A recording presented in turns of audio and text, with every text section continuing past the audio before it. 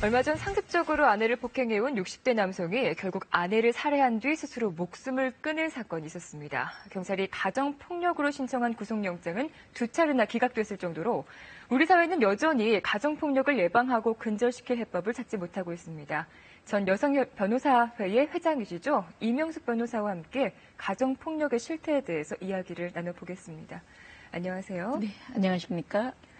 60대 남성이 아내를 살해하고 스스로 목숨을 끊은 일이 있었는데 이게 또 가정폭력하고 연관이 있었다고 해요. 사건 전말에 대해서 설명을 좀 해주시죠. 네, 60대 남편이 50대 후반에 아내를 살해한 사건인데요.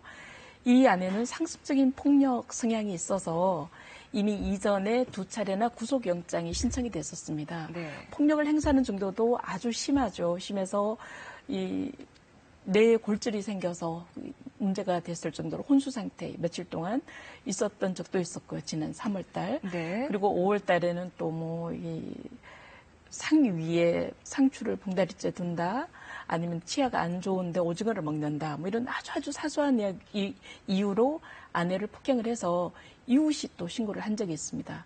이 두 경우 모두 경찰이 구속영장을 신청했는데 법원이 다 보호할 사람이 필요하다. 내가 좀 더 노력해서 좋은 가정 유지하겠다라고 남편이 반성하는 말을 하니까 다 네. 영장을 취하했던 거죠. 영장을 발부하지 않았던 거죠. 그럼 구속영장은 누군가의 신고로 이루어진 것이잖아요. 그 그렇죠. 아내분 본인이 한 거예요? 아니면 주변에서 대신 해준 거예요? 주변이 한 거였죠. 첫 네. 번째 3월 달에는 그 병원 치료하던 의사가 했었고요. 두 번째는 남편이 집 밖으로까지 따라 나가면서 아내를 폭행하니까 이것을 보고 이웃이 신고를 한 거였죠. 아내가 신고를 할 정도였다면 이렇게 폭행에 노출되지도 않았을 겁니다. 네. 그리고 안타까운 것은 이 2번이나 영장이 기각이 됐었는데요.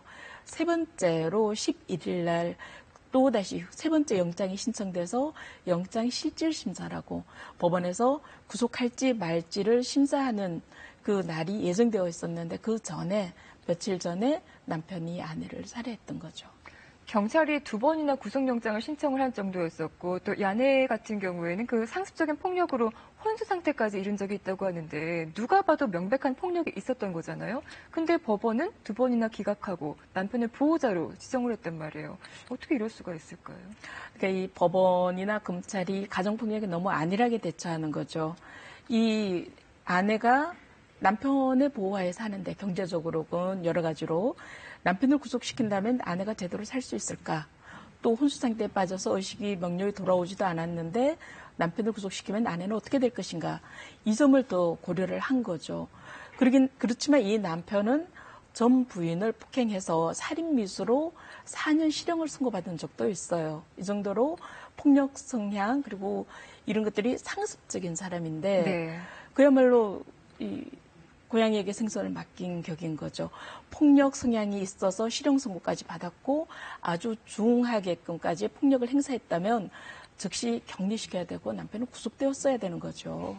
자, 그런데 이번 사건뿐만이 아니라 상습적인 가정폭력에 시달리면서도 수십 년을 꾹 참고 견디는 사람들이 많이 있다고 합니다. 그 사례를 좀 보시겠습니다.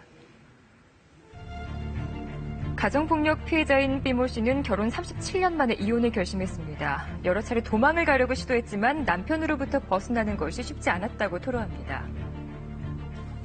자녀들도 이제 그런 상처를 입어서 사회에 적응을 못하면 사람들이 엄청 많은 데서 맞았어요.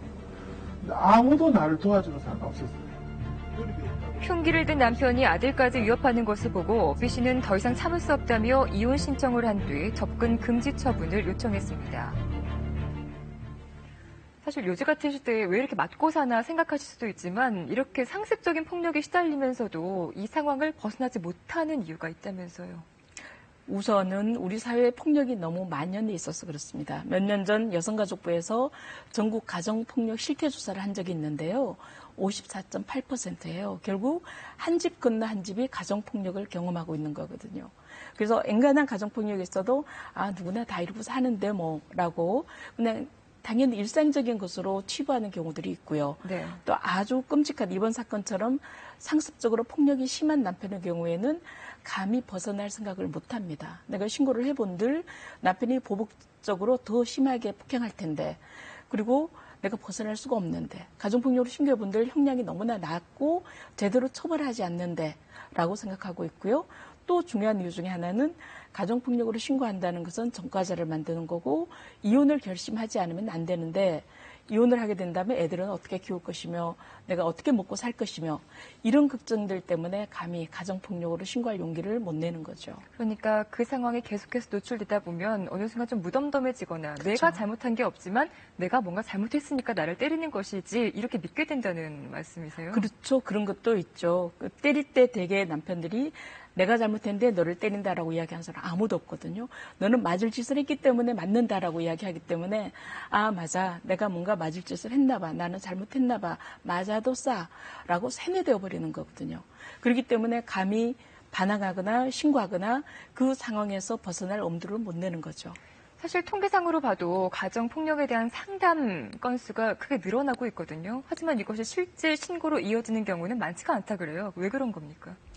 좀 전에 말씀드린 것과 같은 그런 이유들인 거죠. 네. 점점 가정폭력 신고 건수는 전체적으로 늘어나고는 있지만 실제 처벌하는 거나 이런 것들은 굉장히 낮거든요. 네. 가정폭력 특례법이 1997년 그러니까 만으로 20년 전에 만들어졌습니다. 근데 그때는 33% 정도 처벌도 하고 그랬는데 요즘은 10%도 안 됩니다. 아주 관대하게 처벌하고 있는 것이거든요. 네. 그러다 보니 신고 상담은 많아지고 있고 밖으로 이야기는 많이 하는데 실제로 고소하거나 아니면 처벌까지 가는 것은 아주 낮죠. 가정폭력으로 신고를 하게 되면 경찰이 현장으로 출동하잖아요. 그럼 현장 조사해야 되는데 오히려 문을 안 열어주는 경우에는 경찰이 강제로 들어갈 수 있어요? 들어갈 수 있습니다. 왜냐하면 가정폭력으로 신고한다면 이건 현행범이거든요. 네. 안에서 범죄가 이루어지고 있는 거라면 가정폭력은 범죄고 범행이 지금 직전에 지금도 어쩌면 이루어지고 있는 거라면은 들어가야 되는 거거든요. 그렇지만 문을 열어주지 않으면 대부분은 들어가지 않는데요. 이는 경찰들의 인식 조사를 한 적이 있는데 대개 70% 이상이 가정폭력은 개인사다, 네. 가정 내 문제다라고 생각들을 많이 해요. 이건 범죄라는 생각을 안 하거든요. 이제는 가정폭력은 범죄다. 국가 차원에서 적극 대처해야 된다라는 생각으로 현행범을 체포한다는 마음으로 적극 주거에 들어가고 그리고 격리시키고 그리고 수사기관으로 데리고 오는 연행하는 그런 태도가 필요하죠. 그래도 지금으로서는- 경찰은 많이 좋아지고는 있습니다. 네네. 그렇지만 전체적으로 경찰도 아직 많이 부족하고요. 상담을 하다가 보면 검찰 법원은 가정폭력에 대해서는 아주 관대하게 이룰 수 없죠. 자, 아직까지 우리 사회 이런 인식 때문이겠죠. 가해자를 체포하는 것도 어렵고 또 신고를 해도 처벌받는 것도 어렵다고 하는데요. 해당 화면을 좀 보시겠습니다. 지난 4월 서울 한 다세대 주택에서 동거녀 B씨를 목 졸라 숨지게 한 A씨가 자수한 사건이 있었는데요. B씨는 숨지기 사흘 전 112에 3차례 신고 전화를 걸었습니다. 동거남인 A씨가 자신을 폭행하고 있으니 빨리 출동해달라는 내용의 전화였습니다. 하지만 해당 지구대는 B씨에게 눈에 띄는 외상이 없다며 A씨를 훈방했습니다. 재범의 우려가 있을 경우 피해자의 신청이나 경찰관 직권으로 퇴거 또는 접근 금지를 시킬 수 있도록 규정돼 있지만 사안이 경미하다고 판단한 겁니다. 이처럼 가정폭력 피해자들이 신고를 한다 하더라도 가해자들이 처벌을 받는 경우는 많지 않습니다. 실제로 지난 2014년 검거된 피해자 100명 가운데 1명만이 구속된 것으로 나타났습니다. 가정폭력으로 만약에 10명이 검거가 됐다. 모두 그럼 10명 다 가해자 아닙니까? 그런데 이 그렇죠. 가운데 1명만 처벌을 받는다는 거예요. 너무 그러니 괴리감이 느껴지는데. 그렇죠. 근데 네. 얼마나 가정폭력에 관대한지를 알려주는데요. 가정폭력을 행사한 사람들이 모두 검거되는 거 아닙니다. 검거된 것 중에 1명이 구속이 되지만 실제로 가정폭력으로 신고하는 거는 100명 중에 2명만이 신고를 합니다. 그 2명 중에서도 100분의 1만이 구속이 된다는 이야기죠. 근데 뭐 거의 가정폭력을 행사해도 전혀 법이 관여하지 않는다라는 논리인 거죠. 네. 가정폭력 특례법이라고 그것이 이제 피해 여성들을 보호해주기 위해서 마련된 법 아닙니까? 근데 네, 이것이 네. 이제 실제로는 반영이 안 되고 좀 유명무실하다는 느낌이 드는데 많은 부분에서 좀 제도적인 손질이 필요하다는 의견에 대해서는 어떻게 보십니까? 저도 적극 공감합니다. 가정폭력 가해자를 처벌하는 가해자 특례법이 만들어진 지 만 20년. 그리고 피해자를 보호하기 위한 법이 만들어진 게 그 19년째 되고 있는데요. 그동안 이 법은 19번, 15번씩 법이 개정됐어요. 부족해서. 법은 계속 보완되고 있지만 실질적으로 가정폭력을 엄히 처벌하려고 하는 의지가 약하기 때문에 너무 솜방망이처럼 처벌되고 국가가 적극적으로 관여하지 않기 때문에 이번 사건 같은 사건들이 발생하고 있는 거죠. 피해자를 좀 더 철저히 보호해야 되고 가해자를 좀 더 엄벌에 처하고 엄벌에 처한 다음에 사회로부터 격리하고 구속시키는 게 엄벌이 다가 아니거든요. 네.